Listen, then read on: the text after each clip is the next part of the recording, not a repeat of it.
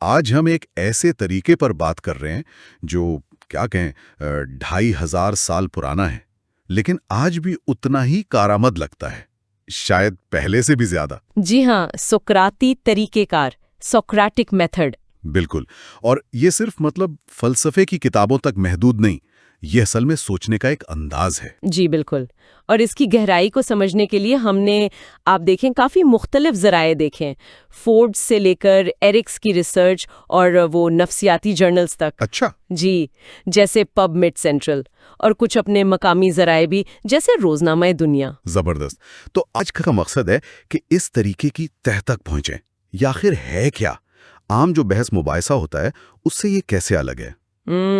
اور یہ جو آج کل بہت بات ہوتی ہے کرٹیکل تھنکنگ کی، تنقیدی سوچ، اس سے اس کا کیا تعلق بنتا ہے؟ جی، یہ بھی دیکھیں گے، اور یہ بھی کہ لیڈرشپ میں، تعلیم میں، یہاں تک کہ تھیراپی میں بھی یہ کیسے استعمال ہو رہا ہے۔ اچھا، تھیراپی میں بھی؟ یہ تو دلچسپ ہے۔ ہاں، اور شاید سب سے اہم بات جو سقراط کے اس مشہور قول میں ہے کہ اصل دانائی یہ جاننے میں ہے کہ تم کچھ نہیں جانتے۔ تو یہ طریقہ ہمیں اپنی لا علمی کو ایک طرح سے تسلیم کرنے کی ہمت دیتا ہے، جو شاید سیکھنے کی پہلی سیڑھی ہے۔ صحیح، تو آئیے شروع کرتے ہیں بالکل بنیاد سے۔ یہ سقراطی طریقہ ہے کیا؟ آسان لفظوں میں؟ آسان لفظوں میں یہ سوال جواب کے ذریعے بات چیت کا ایک خاص انداز ہے۔ سقراط اسے استعمال کرتے تھے تاکہ لوگ اپنے خیالات کو، اپنے عقائد کو ذرا گہرائی میں جا کر پرکھ سکیں۔ اچھا، مقصد صرف جواب دینا نہیں ہوتا، بلکہ اپنی سمجھ کو واضح کرنا، چھپے ہوئے مفروضوں کو سامنے لانا، اور کبھی کبھی تو یہ پتہ چلتا ہے کہ ہم اصل میں کتنا کم جانتے ہیں۔ یہ اس زمانے کے سوفسطائیوں سے، وہ جو سوفسٹ تھے، ان سے کافی الگ لگتا ہے۔ وہ تو بس قائل کرنے کے ماہر تھے، ہے نا؟ بالکل، سوفسطائیوں کا سارا زور لفظوں کی بازی گری پر، بحث جیتنے پر ہوتا تھا۔ وہ اپنی بات منوانا چاہتے تھے۔ سقراط کا زاویہ بالکل مختلف تھا۔ کیسے؟ وہ سوالات کے ذریعے نہ صرف دوسروں کو بلکہ خود کو بھی جانچتے تھے۔ ان کا مقصد جیتنا تھا ہی نہیں، بلکہ سچائی تک، یا کم از کم سمجھ کی گہرائی تک پہنچنے کی ایک کوشش تھی، اور وہ اپنی لا علمی ماننے میں کوئی آر محسوس نہیں کرتے تھے۔ سقراط نے اسے خیالات کی دائیگیری کہا تھا، مڈ وائفری فار آئیڈیاز۔ یہ تشبیہ تھوڑی عجیب سی نہیں لگتی، جیسے وہ خیالات پیدا کروا رہے ہوں؟ یہ تشبیہ دراصل بہت گہری ہے۔ یوں سمجھیں کہ جیسے دائی بچے کی پیدائش میں مدد کرتی ہے جو پہلے سے موجود ہوتا ہے۔ سقراط کا ماننا تھا کہ سچائی یا سمجھ وہ بھی انسان کے اندر ہی کہیں ہوتی ہے، بس اسے سوالات کے ذریعے باہر لانے کی، واضح کرنے کی ضرورت ہوتی ہے۔ وہ نئے خیالات ڈال نہیں رہے تھے، بلکہ جو پہلے سے موجود تھے، الجھے ہوئے تھے، انہیں سلجھانے میں مدد دے رہے تھے۔ تو اصل نقطہ یہ ہے کہ جو باتیں ہم یقینی سمجھتے ہیں ان پر بھی سوال اٹھایا جائے۔ بالکل، یہی تو اس کا کمال ہے۔ آج کل تو بات چیت کا مطلب ہی لوگ سمجھتے ہیں کہ بس اپنی بات منوا لو، بحث جیت لو، جیسے کوئی مقابلہ ہو، ایک جیتے دوسرا ہارے۔ جی، اور یہی وہ بنیادی فرق ہے جس پر بات کرنا ضروری ہے۔ جسے آپ بحث کہہ رہے ہیں اس کا مقصد اپنی برتری ثابت کرنا ہے، لیکن سقراطی طریقہ مکالمے پر، ڈائیلاگ پر زور دیتا ہے۔ مکالمہ؟ ہاں، مکالمہ۔ اس کا مقصد جیتنا نہیں بلکہ سمجھنا ہے۔ آپ دوسرے کی بات اس لیے نہیں سنتے کہ جواب میں کیا داغنا ہے، بلکہ اس لیے سنتے ہیں کہ وہ کیا کہہ رہے ہیں اور کیوں کہہ رہے ہیں۔ اچھا۔ کوشش یہ ہوتی ہے کہ مل کر کسی ایسی سمجھ تک پہنچا جائے جو شاید پہلے کسی ایک کے پاس اکیلے نہ تھی۔ یعنی یہ مان کر چلنا کہ شاید میں پوری طرح صحیح نہیں ہوں اور شاید دوسرا بھی پوری طرح غلط نہیں، دونوں کے پاس سچائی کا کوئی نہ کوئی پہلو ہو سکتا ہے۔ بالکل یہی بات ہے، اور فوربس کے ایک مضمون میں اسی پر زور دیا گیا ہے کہ اس قسم کے مکالمے کا سب سے بڑا دشمن ہے خوف۔ خوف؟ کس چیز کا خوف؟ ہونے کا، اپنی کمزوری ظاہر کرنے کا۔ اگر ماحول مقابلے کا بنا دیا جائے تو لوگ کھل کر بات ہی نہیں کریں گے، وہ اپنے شک و شبہات چھپائیں گے۔ تو پھر کیا حل ہے؟ حل یہ ہے کہ ایک محفوظ ماحول بنایا جائے، سیف سپیس جسے کہتے ہیں، جہاں لوگ فیصلے کے ڈر کے بغیر اپنے خیالات، اپنی الجھنیں سب بیان کر سکیں۔ تو اس کے لیے صرف محفوظ ماحول کافی ہے یا کچھ اور بھی چاہیے؟ فوربس والے کہتے ہیں صبر، لچک، عاجزی، خلوص، یہ تو بڑی اچھی صفات ہیں، لیکن کیا یہ صرف اچھی اخلاق کی باتیں ہیں یا مکالمے کے لیے واقعی ضروری ہیں؟ نہیں، یہ صرف اچھی اخلاق کی بات نہیں، یہ مقابلے کی آپ سمجھے بنیادی ضرورتیں ہیں۔ صبر اس لیے کہ سمجھ بنانے میں وقت لگتا ہے، لچک اس لیے کہ آپ کو اپنا زاویہ نظر بدلنے کے لیے تیار رہنا پڑ سکتا ہے، عاجزی ظاہر ہے یہ ماننے کے لیے کہ آپ غلط تھے یا آپ کی سمجھ نامکمل تھی، اور خلوص کہ آپ کا مقصد واقعی سمجھنا ہو، نہ کہ چالاکی سے اپنی بات منوانا۔ صحیح۔ یہ صرف اتفاق رائے پر پہنچنا نہیں ہے، بلکہ ایمانداری سے مفروضوں کو چیلنج کرنا بھی اس میں شامل ہے، جیسا کہ وہ سقراط سے منسوب قول ہے جو روزنامہ دنیا میں بھی آیا تھا۔ کون سا والا؟ کہ مضبوط ذہن خیالات پر بحث کرتے ہیں، اوسط ذہن واقعات پر، اور کمزور ذہن لوگوں پر۔ مکالمہ خیالات کی سطح پر ہوتا ہے۔ بہت خوب۔ اچھا، تو یہ عمل ہوتا کیسے ہے؟ کوئی خاص مراحل، کوئی سٹیپس ہیں اس کے؟ جی، دی رائٹ کویسچنز نامی ایک ذریعے میں اس کے 5 مراحل بتائے گئے ہیں، کافی عملی ہیں۔ بتائیے۔ پہلا، وصول کریں، ریسیو، مطلب دوسرے کی بات پوری توجہ سے سنیں، بیچ میں ٹوکنے یا اپنا جواب تیار کرنے کے بجائے بس سنیں۔ ٹھیک۔ دوسرا، غور کریں، ریفلیکٹ، جو سنا ہے اسے اپنے الفاظ میں دہرائیں تاکہ تصدیق ہو جائے کہ آپ صحیح سمجھے ہیں۔ جیسے اگر میں غلط نہیں سمجھا تو آپ کا کہنا یہ ہے کہ… اچھا، تاکہ غلط فہمی نہ رہے۔ بالکل۔ تیسرا، اور یہ بہت اہم ہے، بہتر بنائیں، ریفائن۔ یہاں آپ سوال پوچھتے ہیں تاکہ خیالات کی بنیاد واضح ہو۔ کیا یہ کسی ثبوت پر مبنی ہے، کسی عقیدے پر، یا کسی مفروضے پر؟ خاص طور پر مفروضوں کو نرمی سے چیلنج کریں۔ نرمی سے مطلب کیسے؟ مطلب یہ پوچھنے کے بجائے کہ آپ ایسا کیوں سوچتے ہیں، جو تھوڑا الزام جیسا لگ سکتا ہے۔ ہاں، لگتا ہے۔ اس کے بجائے پوچھیں کس چیز نے آپ کو اس نتیجے پر پہنچایا، یا کیا آپ تھوڑا وضاحت کریں گے کہ آپ اس مفروضے تک کیسے پہنچے؟ اس سے تصادم سے بچا جا سکتا ہے۔ سمجھ گیا، ٹھیک ہے۔ چوتھا مرحلہ؟ چوتھا ہے دوبارہ بیان کریں، ری اسٹیٹ۔ جب مفروضوں پر بات ہو جائے، وہ واضح ہو جائیں، تو دوسرے شخص کو موقع دیں کہ وہ اپنے موقف کو نئے، زیادہ واضح الفاظ میں بیان کرے۔ شاید اب ان کی سوچ بدل گئی ہو۔ اور پانچواں، دہرائیں، ریپیٹ۔ اگر ضرورت ہو تو اس نئے موقف کے ساتھ یہ سارا عمل پھر سے دہرائیں تاکہ مزید گہرائی تک پہنچا جا سکے۔ تو مطلب اصل بات صرف سننا نہیں، بلکہ سمجھنا، پھر سوال کرنا، مفروضوں کو دیکھنا، اور پھر بات کو بہتر بنانا ہے۔ یہ تو صرف گفتگو نہیں رہی، یہ تو سوچ کو تراشنے کا عمل ہو گیا۔ آپ نے بالکل صحیح پکڑا، یہ سوچ کو تراشنے کا عمل ہے۔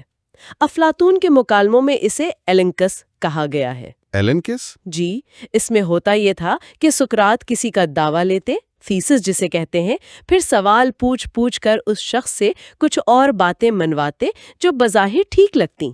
اچھا۔ لیکن پھر سقراط دکھاتے کہ یہ جو نئی باتیں مانی ہیں، یہ تو اصل دعوے سے ٹکرا رہی ہیں، تضاد پیدا ہو گیا۔ اس سے ایک الجھن کی کیفیت پیدا ہوتی تھی جسے ایپوریا کہتے ہیں، مطلب سمجھ نہیں آ رہا کہ کیا صحیح ہے۔ لیکن یہ ایپوریا، یہ جو الجھن کی کیفیت ہے، اس سے تو لوگ مایوس ہو سکتے ہیں، گفتگو سے ہی بھاگ جائیں۔ کیا یہ لوگوں کو مطلب بے وقوف ثابت کرنا جیسا نہیں؟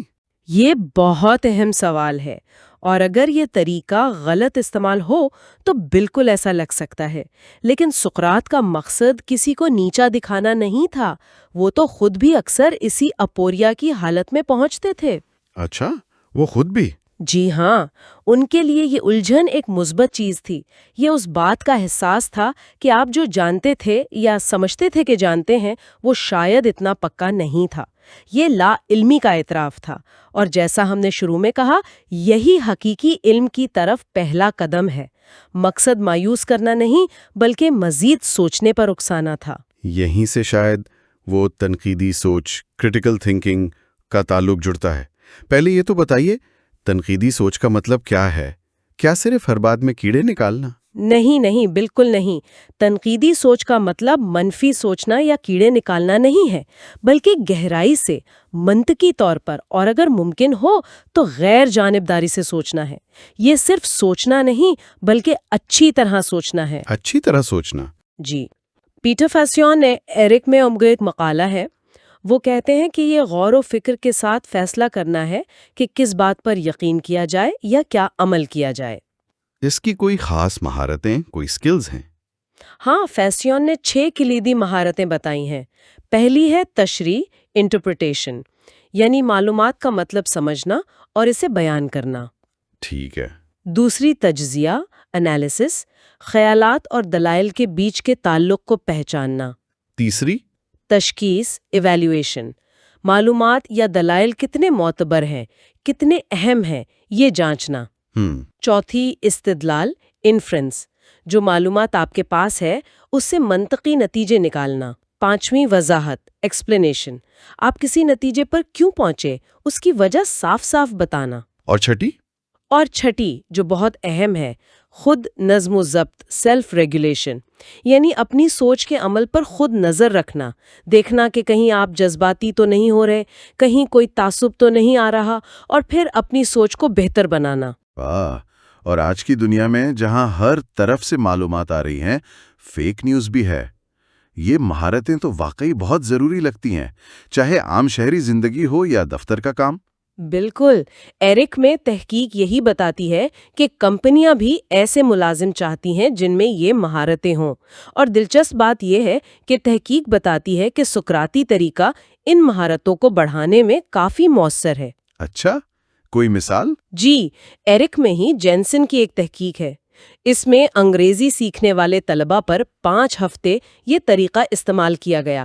نتیجہ، ان کی تنقیدی سوچ کی مہارتوں میں نمایاں بہتری آئی۔ 5 ہفتوں میں؟ زبردست! ہاں، اور ایک اور مطالعہ ہے، اٹلانٹس پریس میں شائع ہوا۔ اس میں EFL طلبہ، یعنی جو انگریزی کو غیر ملکی زبان کے طور پر سیکھ رہے تھے، ان میں سقراطی سوالات استعمال کیے گئے۔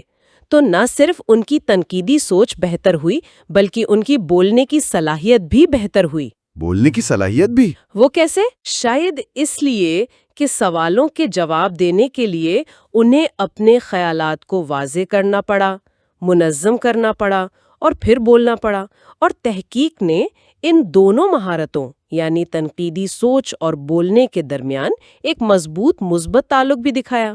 تو کیا یہ جو سقراطی سوالات ہیں، ان کی بھی کوئی خاص قسمیں ہوتی ہیں یا بس کوئی بھی سوال پوچھ لیا جائے؟ نہیں، سوال پوچھنے کے بھی آپ دیکھیں طریقے اور مقصد ہوتے ہیں۔ فاؤنڈیشن فار کرٹیکل تھنکنگ کہتی ہے کہ سقراطی مباحثے 3 طرح کے ہو سکتے ہیں۔ کبھی تو یہ بالکل بے ساختہ ہوتے ہیں، گفتگو کے دوران ہی اچانک کوئی سوال ذہن میں آ جاتا ہے۔ کبھی یہ تحقیقاتی ہوتے ہیں، مطلب پہلے سے منصوبہ بنا کر پوچھے جاتے ہیں تاکہ یہ جانچا جا سکے کہ کسی کو پہلے سے کیا معلوم ہے۔ اور کبھی یہ مرکوز ہوتے ہیں، جو کسی ایک خاص تصور یا موضوع کی گہرائی میں جانے کے لیے پہلے سے تیار کیے جاتے ہیں۔ اور سوالات خود کیسے ہونے چاہیے؟ ان کی نوعیت کیا ہو؟ اس پر پال اور ایلڈر نے کام کیا ہے، جن کا ذکر اٹلانٹس پریس والے مطالعے میں بھی تھا۔ انہوں نے 6 قسم کے سوالات بتائے ہیں جو اس عمل میں بہت مددگار ثابت ہوتے ہیں۔ 6 قسم کے؟ کون کون سے؟ پہلی قسم ہے وضاحت طلب کرنے والے سوالات، کنسیپچول کلیریفیکیشن، جیسے آپ کی اس بات سے کیا مراد ہے، یا کیا آپ کوئی مثال دے سکتے ہیں؟ ٹھیک، بات کو صاف کرنے کے لیے۔ بالکل۔ دوسری قسم مفروضے جانچنے والے سوالات، پروبنگ ازمپشن، جیسے آپ ایسا کیوں مان رہے ہیں، یا کیا یہ ہمیشہ درست ہوتا ہے، یا اگر یہ مفروضہ غلط ہو تو پھر کیا ہوگا؟ یہ تو گہرے سوال ہیں۔ جی۔ تیسری قسم وجوہات اور ثبوت مانگنے والے سوالات، پروبنگ ریشنل، ریزن، ایویڈنس، آپ کے پاس اس بات کا کیا ثبوت ہے، آپ اس نتیجے پر کیسے پہنچے؟ یعنی دلیل مانگنا۔ ہاں۔ چوتھی قسم مختلف نقطۂ نظر پوچھنے والے سوالات، ویو پوائنٹ پرسپیکٹو کویسچنز، کیا اس مسئلے کو دیکھنے کا کوئی اور طریقہ بھی ہو سکتا ہے؟ کوئی اور اس بارے میں کیا سوچ سکتا ہے؟ یہ بھی اہم ہے۔ پانچویں قسم مضمرات اور نتائج دریافت کرنے والے سوالات، اگر آپ کی بات مان لی جائے تو اس کا کیا اثر پڑے گا، اس کے ممکنہ نتائج کیا ہو سکتے ہیں؟ آگے کی سوچنا۔ اور چھٹی قسم سوال کے بارے میں سوالات، یہ سوال پوچھنا کیوں ضروری ہے، کیا یہ مسئلہ اصل سوال سے متعلق بھی ہے یا ہم بھٹک گئے ہیں؟ یہ تو بہت جامع ہے۔ اچھا، وہ جو اٹلانٹس پریس والا مطالعہ تھا اس میں یہ بھی تھا کہ طلباء نے کچھ قسم کے سوالات زیادہ استعمال کیے، جیسے وہ نقطۂ نظر والے، مفروضے والے، منطق والے، جی ہاں، جبکہ وضاحت طلب کرنے والے یا خود سوال کی نوعیت پر سوال وہ کم پوچھے۔ ایسا کیوں؟ کیا وہ مشکل لگتے ہیں؟ ہو سکتا ہے شاید مفروضوں یا منطق کو چیلنج کرنا زیادہ کہتے ہیں براہ راست لگتا ہو، جبکہ کسی تصور کی بالکل بنیادی وضاحت مانگنا یا سوال کی اہمیت پر ہی سوال اٹھا دینا یہ تھوڑا زیادہ ایبسٹریکٹ یعنی تجریدی محسوس ہو سکتا ہے، لیکن گہری سمجھ کے لیے یہ سبھی قسمیں اہم ہیں۔ بالکل۔ اب آتے ہیں ذرا عملی استعمال پر۔ لیڈرشپ میں یہ کیسے کام آ سکتا ہے؟ عام طور پر تو لیڈر کا کام ہدایات دینا سمجھا جاتا ہے۔ یہ تھوڑی پرانی سوچ ہے۔ آج کل قیادت کا تصور بدل رہا ہے۔ ایک یورپین جرنل میں میٹکاف لکھتے ہیں کہ سقراطی طریقہ ٹیم کے ممبرز کو صرف حکم ماننے والا نہیں بناتا بلکہ انہیں سوچنے کے عمل میں شامل کرتا ہے۔ اچھا، کیسے؟ جب لیڈر سوال پوچھتا ہے تو نئے خیالات سامنے آتے ہیں، مسائل کے نئے حل نکلتے ہیں، اور لیڈر صرف ایک نگران نہیں رہتا بلکہ ایک رہنما، ایک گائیڈ بن جاتا ہے جو ٹیم کی سوچ کو صحیح سمت میں لے جاتا ہے۔ یعنی صرف بولنے والا لیڈر اچھا نہیں، بلکہ وہ جو سنے اور صحیح سوال پوچھے وہ زیادہ مؤثر ہو سکتا ہے۔ بالکل۔ اسی جریدے میں کولان کا بھی یہی کہنا ہے کہ مؤثر رہنما وہ ہیں جو سوال پوچھتے ہیں اور پھر جواب غور سے سنتے ہیں۔ ان کا مقصد بحث جیتنا یا اپنی چلانا نہیں ہوتا بلکہ ٹیم کے ساتھ مل کر ایک مشترکہ سمجھ اور حل تک پہنچنا ہوتا ہے۔ اس سے اعتماد بھی بڑھتا ہے۔ زبردست۔ اور تعلیم میں ہم نے شروع میں سقراطی سیمینار کا ذکر سنا تھا، یہ کیا چیز ہے؟ سقراطی سیمینار کلاس روم میں اس طریقے کا ایک بہت منظم اور مشہور اطلاق ہے۔ یہ عام طور پر طلباء کی قیادت میں ہونے والی بحث ہوتی ہے۔ استاد کا کردار لیکچر دینے والے کا نہیں ہوتا۔ تو پھر استاد کیا کرتا ہے؟ استاد ایک سہولت کار یعنی فیسیلیٹیٹر کا کردار ادا کرتا ہے۔ وہ ایسے سوالات پوچھتا ہے جو سوچ کو گہرا کریں، جو طلباء کو چیلنج کریں، لیکن جواب خود نہیں دیتا۔ وہ بحث کو ٹریک پر رکھتا ہے لیکن مواد طلباء سے آتا ہے۔ اس کا طریقہ کار کیا ہوتا ہے؟ کیا بس سب مل کر ایک ساتھ بولنا شروع کر دیتے ہیں؟ نہیں، ایسا نہیں۔ اس کے مختلف طریقے ہیں۔ ایک عام طریقہ یہ ہے کہ طلباء کو 2 دائروں میں بٹھایا جاتا ہے۔ اندرونی دائرہ کسی متن جیسے کوئی کہانی، مضمون یا نظم پر بحث کرتا ہے، اور باہر والا دائرہ؟ باہر والا دائرہ خاموشی سے اندرونی دائرے کی گفتگو سنتا ہے، مشاہدہ کرتا ہے، نوٹس لیتا ہے، اور پھر ایک خاص وقت کے بعد یا تو وہ اندر آ جاتے ہیں اور اندر والے باہر چلے جاتے ہیں، یا پھر وہ اپنی آراء اور مشاہدات پیش کرتے ہیں۔ اور بحث شروع کیسے ہوتی ہے؟ عموماً استاد ایک کھلے سوال اوپن اینڈڈ کوسچن سے آغاز کرتا ہے۔ ایسا سوال جس کا کوئی ایک صحیح جواب نہ ہو، مثلاً اس کہانی کا مرکزی خیال کیا ہے یا کردار نے ایسا کیوں کیا۔ پھر طلباء ایک دوسرے کے خیالات پر تبصرہ کرتے ہیں، سوال پوچھتے ہیں، اختلاف کرتے ہیں اور اپنی دلیل کو متن سے جوڑنے کی کوشش کرتے ہیں۔ تو مقصد رٹا لگانا نہیں؟ بالکل نہیں۔ مقصد متن کو مختلف زاویوں سے سمجھنا ہے، اپنی سوچ کو واضح کرنا ہے اور دوسروں کے نقطۂ نظر کو سراہنا ہے۔ اور سب سے حیران کن استعمال جو آپ نے بتایا تھا تھیراپی میں، یہ کیسے ممکن ہے؟ ایک قدیم فلسفیانہ طریقہ اور ذہنی صحت کا علاج؟ یہ واقعی بہت دلچسپ ہے، اور تحقیق جیسے لیومن سائنس اور پب میڈ سینٹرل پر شائع مقالے بتاتے ہیں کہ یہ طریقہ بہت مؤثر ہے، خاص طور پر جو جدید تھیراپیز ہیں جیسے علمی سلوک تھیراپی CBT اور جدلیاتی طرز عمل تھیراپی DBT۔ CBT اور DBT، ان میں یہ کیسے کام کرتا ہے؟ دیکھیے، ان تھیراپیز میں اکثر کام کیا جاتا ہے منفی خودکار خیالات پر یا ایسے عقائد پر جو مددگار نہیں ہوتے۔ سقراطی سوالات کے ذریعے تھیراپسٹ موکل یعنی کلائنٹ کو ان خیالات کی جانچ پڑتال میں مدد کرتا ہے۔ وہ پوچھتا ہے، اس خیال کے حق میں کیا ثبوت ہے؟ اس کے خلاف کیا ثبوت ہے؟ اس طرح سوچنے کا کیا نتیجہ نکلتا ہے؟ کیا کوئی اور زاویہ نظر ہو سکتا ہے؟ تو تھیراپسٹ براہ راست نہیں کہتا کہ آپ غلط سوچ رہے ہیں؟ نہیں، اکثر نہیں۔ وہ سوالات سے موکل کو خود اس نتیجے تک پہنچنے میں مدد دیتا ہے۔ یہ طریقہ زیادہ طاقتور ہو سکتا ہے کیونکہ سمجھ اندر سے آتی ہے، باہر سے تھوپی نہیں جاتی۔ تو اس سے خود آگاہی، سیلف اویئرنیس بڑھتی ہے؟ جی بالکل۔ خود آگاہی بڑھتی ہے، جذباتی لچک یعنی ایموشنل ریزیلینس بہتر ہوتی ہے، مشکلات کا سامنا کرنے کی ہمت آتی ہے اور مسائل حل کرنے کی مہارتیں بھی بہتر ہوتی ہیں۔ کوئی تحقیق ہے جو اس بات کو ثابت کرتی ہو؟ ہاں، پب میڈ سینٹرل پر براؤن اور ان کے ساتھیوں کی تحقیق ہے۔ انہوں نے دکھایا کہ ڈپریشن کے علاج میں جب تھراپسٹ زیادہ مؤثر طریقے سے سکراتی سوالات استعمال کرتا ہے تو مریض کی علامت میں زیادہ بہتری آتی ہے۔ یہ تو واقعی بہت مؤثر لگتا ہے، لیکن ظاہر ہے ہر طریقے کی طرح اس کی بھی کچھ حدود ہوں گی، کچھ چیلنجز؟ یقیناً، جیسا کہ آپ نے پہلے بھی اشارہ کیا تھا، یہ طریقہ کچھ لوگوں کے لیے، خاص طور پر جو اس کے عادی نہیں، تھوڑا دباؤ والا یا خوفناک ہو سکتا ہے۔ انہیں لگ سکتا ہے کہ ان کا امتحان لیا جا رہا ہے یا انہیں جان بوجھ کر الجھایا جا رہا ہے۔ صحیح۔ خاص طور پر اگر ماحول محفوظ نہ ہو یا سوال پوچھنے والا سنجیدگی نہ دکھائے۔ اور شاید اس میں مہارت حاصل کرنا بھی آسان نہ ہو، مطلب صرف سوال پوچھتے جانا ہی تو کافی نہیں ہوگا۔ بالکل نہیں، یہ ایک فن ہے۔ فاؤنڈیشن فار کریٹیکل تھنکنگ اسی بات پر زور دیتی ہے کہ اس طریقے کو مؤثر طریقے سے استعمال کرنے کے لیے گہرائی، نظم و ضبط اور حساسیت کی ضرورت ہے۔ یہ صرف سوالوں کی بوچھاڑ نہیں ہے۔ صحیح وقت پر صحیح سوال پوچھنا، سننے والے کے رد عمل کو سمجھنا، یہ سب ضروری ہے۔ یعنی استاد ہو یا تھراپسٹ، اس کا کردار بہت اہم ہے۔ اسے ایک محفوظ اور حوصلہ افزا ماحول بنانا ہوگا جہاں مقصد شرمندہ کرنا نہیں بلکہ سوچ کو ابھارنا ہو۔ جی ہاں، مؤثر سہولت کاری فیسیلیٹیشن سب سے اہم ہے۔ مقصد سمجھ کو گہرا کرنا ہے، نہ کہ کسی کو غلط ثابت کرنا یا نیچا دکھانا۔ تو اگر ہم آج کی اس ساری گفتگو کو سمیٹیں تو ہم نے دیکھا کہ سقراطی طریقہ صرف بحث مباحثہ نہیں ہے، یہ اس سے کہیں آگے کی چیز ہے۔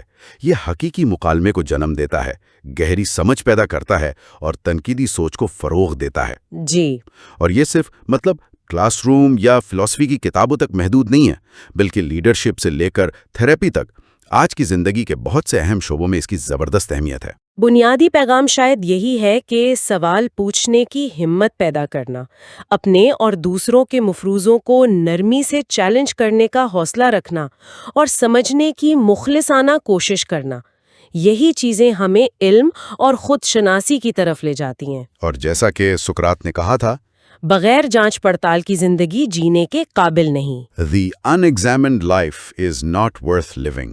اور یہ جانچ پڑتال، یہ ایگزامینیشن سوال سے ہی شروع ہوتی ہے۔ بالکل۔